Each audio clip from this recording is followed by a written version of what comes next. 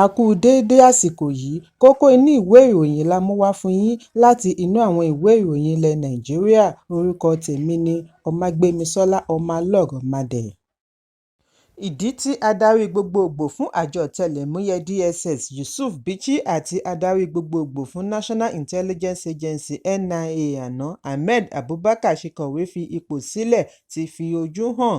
Ẹnìkan láàrin iléeṣẹ́ ààrẹ sọ fún akọ̀ròyìn wípé ààrẹ Bọ́lá Tinubu àti National Security Adviser Nuhu Ribadu ń béèrè ohun tí wọ́n mọ̀ lórí fàákájà tí ó tẹ̀lé ìfẹ̀hónúhàn fòpin sí ìjọba tí kò dára tí ó wáyé pàápàá jùlọ ní ẹkùn àríwá àti bí àwọn kan ṣe gbẹ́sẹ̀ lé ọkọ̀ òfurufú ààrẹ mẹ́ta ní ilẹ̀ Faransé.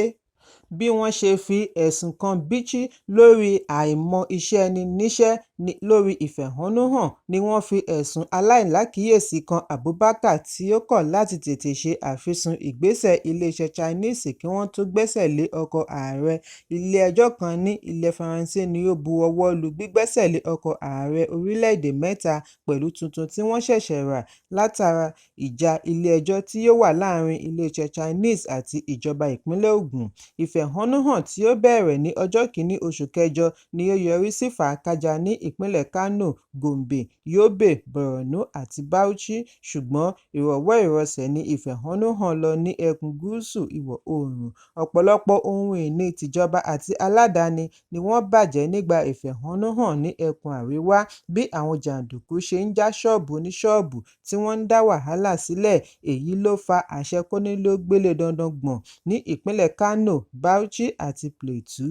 Bichi tí ó wá láti ìpínlẹ̀ Kano níbi tí olè jíjà àti fàákájà pọ̀ sí nígbà ìfẹ̀hónúhàn ní ààrẹ àná Muhammadu Buhari yàn sípò ní ọjọ́ 14 oṣù kẹsàn-án ọdún 2018. Abubakar láti ìpínlẹ̀ Katsina ni Buhari kan náà yàn sípò ní ọjọ́ 10 oṣù kínní ọdún 2018. Gẹ́gẹ́ bí ohun tí a gbọ́, ìdójútì ńlá ni ìfẹ̀hónúhàn àti ọkọ̀ òfurufú tí wọ́n gbẹ́sẹ̀ lé jẹ́ fún Tinubu àti Ribadu lórílẹ̀-èdè àti lókè òkun. Inú ààrẹ kò dùn sí ọ̀gá NIA àti DSS. Ìdí nìyí tí ó fi béèrè fún ìkọ̀wé fipò wọn sílẹ̀.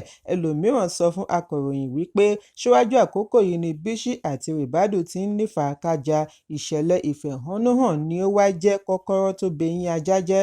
Ìkọ̀wé fipò sílẹ̀ Bichi ni a gbọ́ wípé ó fa àjọyọ̀ láàrin àwọn òṣìṣẹ́ àjọ DSS àti ará ìlú.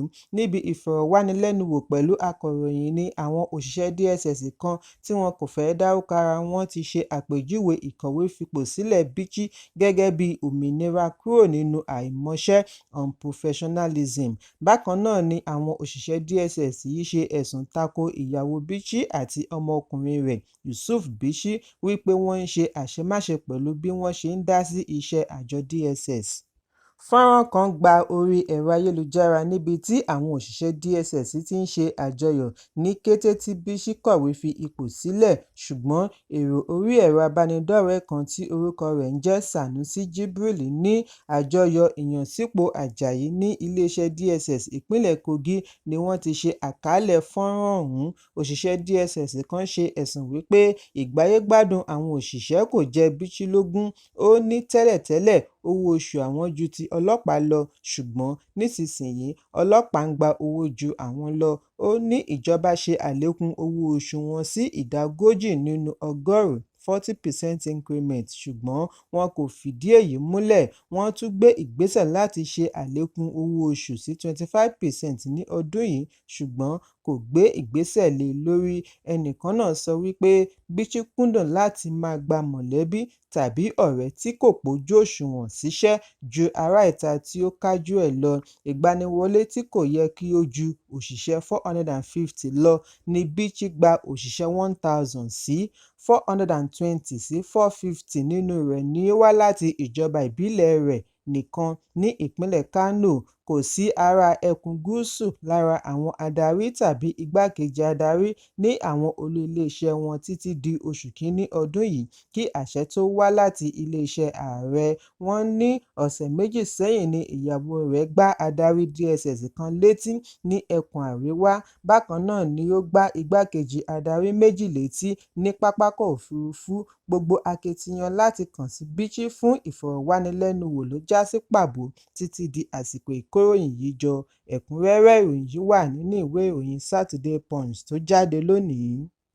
Gómìnà ìpínlẹ̀ Kebbi Nasiru Idris ti sọ wípé ìjọba rẹ̀ ti ṣetán àti san náírà 70,000 owó oṣù òṣìṣẹ́ tó kéré jù. Gómìnà ṣe àfihàn yìí lánàá ní ìlú Birnin Kebbi nígbà tí ìgbìmọ̀ adarí ẹgbẹ́ àjọ òṣìṣẹ́ NLC wá ṣe àbẹ̀wò sí ní ilé ìjọba. Ó ní àwọn kan tí ń gbé ipò yẹnu wípé ìjọba òun kò ní san owó oṣù tuntun. Gómìnà ṣèlérí wípé òun yóò bẹ̀rẹ̀ owó yìí ní sísan kíákíá bí àwọn bá ti gba àgbékalẹ̀ ìlànà owó sísan template. Ó ní ìjọba àpapọ̀ tí ó bu ọwọ́ lu owó oṣù òṣìṣẹ́ tó kéré jù gan kò tíì bẹ̀rẹ̀ rẹ̀ ní sísan. Àjọ òṣìṣẹ́ àti ìjọba rẹ̀ yóò jíròrò lórí ìgbésẹ̀ tí ó dára jù láti san owó. Gómìnà fi kún wípé náírà 500 naira owó ìdàgbàsókè tí òfin fi ààyè gbà nìkan ni àwọn ń yọ nínú owó oṣù òṣìṣẹ́ tí àpapọ̀ rẹ̀ fi jẹ́ mílíọ̀nù 11 náírà. Ẹ̀kúnrẹ́rẹ́ ìròyìn yìí wà nínú ìwé ìròyìn Daily Trust tó jáde lónìí.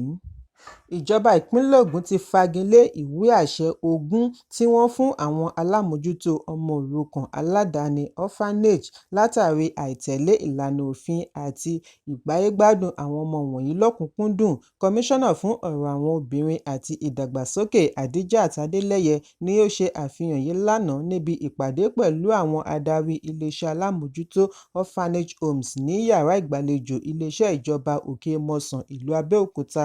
Kọmíṣánná fi ẹ̀hónú rẹ̀ hàn sí àwọn aládàáni kan bí ó ti sọ wípé òun kò ní fi ààyè gba ìgbésẹ̀ tí àwọn kan ń fi ọmọ ṣòwò, fi ìyà jẹ ọmọ tàbí gba ọmọ tọ́ lọ́nà àìtọ́. Ó tẹnumọ́ wípé orphanage gbọ́dọ̀ ṣiṣẹ́ pẹ̀lú ojú àánú àti ìbẹ̀rù Ọlọ́run sí àwọn ọmọ tí ó wà lákàtà wọn. Wọn kò gbọdọ̀ gbé ìgbésẹ̀ tí yóò lè fa ìjàmbá fún wọn. Kọmíṣánná ní ìjọba òde yìí ní ojúṣe láti dáàbò bo ìgbáyégbádùn àwọn ọmọdé kí wọ́n sì tẹ̀lé gbogbo ìlànà tí òfin là kalẹ̀. Ẹ̀kúnrẹ́rẹ́ ìròyìn yìí wà lórí ẹ̀rọ alátagbà Channels.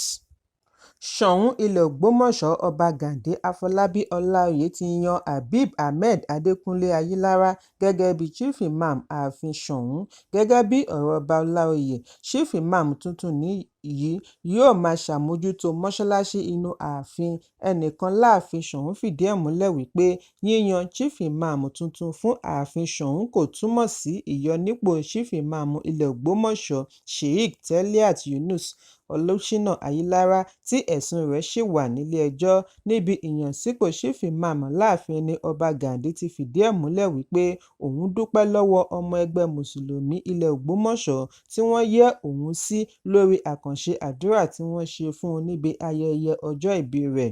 Ó ní òun fi Habib Ahmed Adékúnlé jẹ Chief Imam ààfin kì í ṣe wípé yóò máa darí àdúrà láàfin nìkan, yóò tún máa ṣe aṣojú ọba ní gbogbo ìpéjọ ní ó bá ní í ṣe pẹ̀lú Mùsùlùmí láàrin ìlú àti lẹ́yìn odi. Ọba Gàndé ṣe ìkìlọ̀ fún àwọn oníjà ẹ̀sìn. Ó ní àpèrè yìí kò sí fún àwọn ẹlẹ́sìn Mùsùlùmí tàbí Kìrìsìtẹ́nì nìkan. Abọ̀rìṣà pọ́nńbélé ni àwọn tí ó kọ́kọ́ gorí àpèrè. Wọ́n kàn fún àwọn ẹlẹ́sìn mìíràn láàyè láti gorí àpèrè ni. Fún ìdí èyí, kí a fi ààyè gba ìrẹ́pọ̀ nínú ẹ̀sìn. Ṣọ̀ún ní òun kọ̀ láti yọ Chief Imam tẹ́lẹ̀ nípò pẹ̀lú wípé ó gbé òun lọ ilé-ẹjọ́. Bẹ́ẹ̀ a kì í ti ilé-ẹjọ́ dé di ọ̀rẹ́. Kò lè gbé ọba re ilé-ẹjọ́ kí ó tún máa darí ìrun lé ọba lórí. Ẹ̀kúnrẹ́rẹ́ ìròyìn yìí wà nínú ìwé ìròyìn Vanguard tó jáde lónìí. Ìlúmọ̀ọ́ká olórin Fújì Abbas Akande tí gbogbo ènìyàn mọ̀ sí Òbésèré ti fi ìmoore rẹ̀ hàn sí Ọlọ́run lẹ́yìn tí orí kó o yọ lọ́wọ́ iṣẹ́ abẹ tí ó di okùn ẹ̀mí rẹ̀ mú. Lórí ẹ̀rọ abánidọ́rẹ̀ẹ́ Instagram ni Òbésèré kọ sí lónìí wípé iṣẹ́ abẹ òun fẹ́ẹ́ gbẹ̀mí rẹ̀ ṣùgbọ́n Ọlọ́run kó o yọ. Àfihàn yìí ti wá wú oríṣiríṣi èsì jáde láti ọ̀dọ̀ àwọn olólùfẹ́ àti afẹ́nifẹ́re tí wọ́n bá a dúpẹ́ fún àṣeyọrí iṣẹ́ abẹ bí wọ́n ti ń kí i tí wọ́n sì ń gbàdúrà ìwòsàn kíákíá fún un. Ẹ̀kúnrẹ́rẹ́ ìròyìn yìí wà nínú ìwé ìròyìn Punch tó jáde lónìí.